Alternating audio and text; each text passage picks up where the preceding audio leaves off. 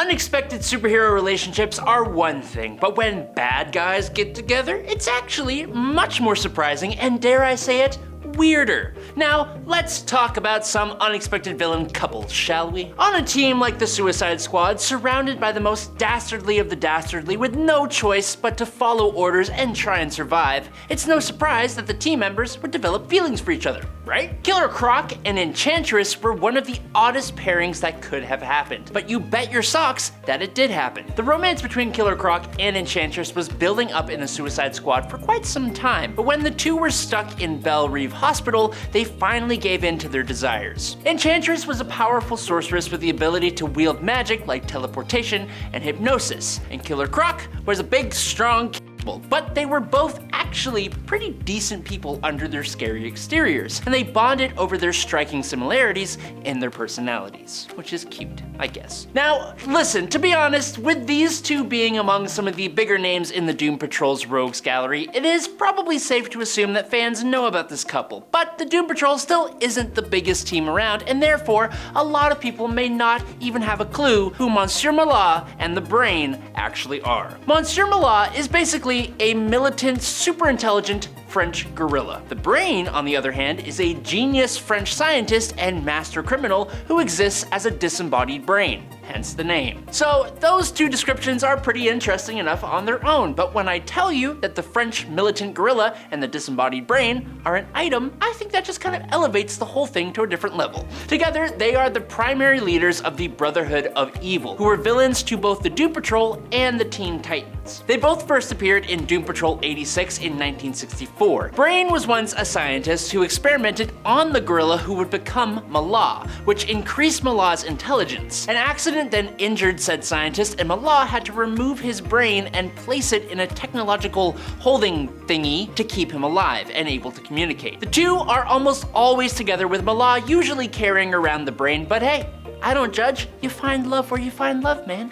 Happens. Okay, we are going way back in time with this next one. Sportsmaster and Tigress are not names that may immediately jump out to you, but back in the day, these two made a habit of fighting heroes like the JSA. Sportsmaster was a guy named, and I'm not joking, this is his actual name, Crusher Croc, which is hilarious, who was a disgraced athlete that used his skills to turn to a life of crime. Luckily, while he sounds utterly ridiculous, Tigress was actually Paula Brooks, originally a skilled hunter named Huntress before she became Tigress. These two completely regular people who turned to a life of crime found love with each other and had a child named Artemis, who eventually took on the Tigress title. But I just want it to be known that these two normies were able to take on people like the original Green Lantern, which is pretty impressive, if you ask me. Now, Deathstroke and Talia al Ghul have had a few passionate flings over the years. It was one of their past flings that cast a brief moment of doubt on Damian Wayne's true parentage,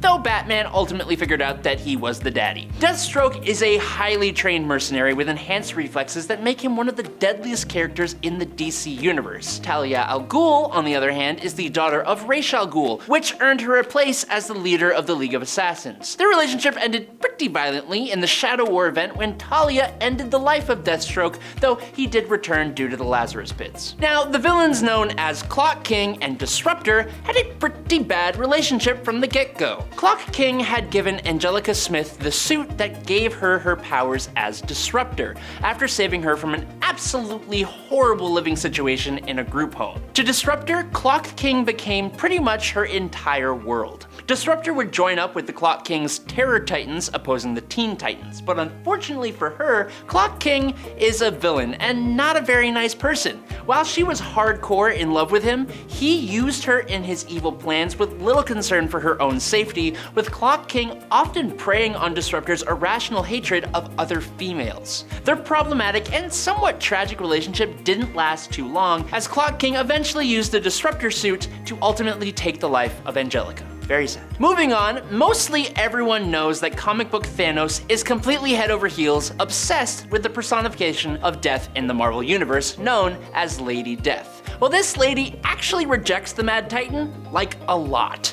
She pretty much made Thanos into who he is, but she also spurned his advances at almost every single turn. So naturally, eventually Thanos would get really butthurt over this, and he decides to find love somewhere else. Thanos would end up shacking up with one of the most powerful beings in Marvel Comics, the Asgardian goddess of death and ruler of hell, Hela. Now this duo actually became an incredibly menacing couple, and she didn't turn him down like Mistress Death did. But this kind of feels like when you see an ex has just started dating someone who looks just like you. Like, Thanos couldn't get Mistress Death, so he got the Asgardian version instead, which yikes. But moving on from that, the Spider-Man villain, Dr. Octopus, is not the most attractive villain out there, let's be honest. He's not what one would call, how you say, handsome. He is not in great physical shape, and he's kind of a massive jerk from time to time. But somehow, he has earned the love of quite a few people over time, including Aunt May and a woman named Angelina Broncale, a video store clerk who fell hard for Octavius, which is weird. Harnessing virtual reality technology created by Doc Ock that allowed her to inhabit a hard light holographic body,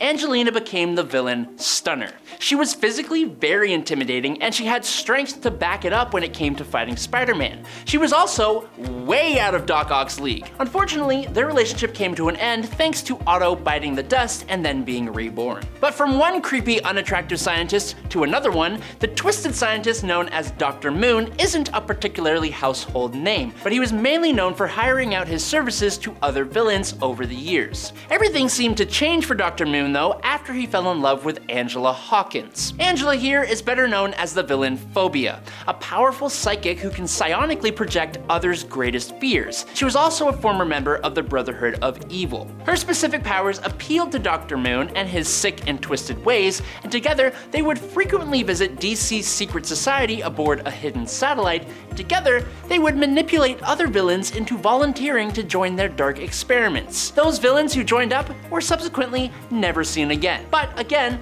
looking at this couple, it's just very, very strange to say the least. Now in for our second spot today, as the White Queen of the Hellfire Club and as the #1 crush of a very large number of comic book nerds, maybe me, I don't know, Emma Frost quickly realized that she could manipulate the men around her, and she barely even needed her telepathy to do it. In Emma's time working with the Hellfire Club, she came face to face with the King of Atlantis, Neymar the Submariner. Neymar and Emma Frost had a pretty passionate and somewhat long love affair that Neymar's never been able to forget, and it often happened behind the backs of other relationships, most notably Emma and Cyclops. Admittedly, a lot of fans probably do know about this pairing, however, they never actually became an official supervillain couple, which I'm sure damaged Neymar's massive ego. Neymar has attempted to reignite their romance, probably many times, but notably when they worked together as members of Norman Osborn's Cabal. And finally, Doctor Doom is simultaneously one of the most backstabbing, manipulative,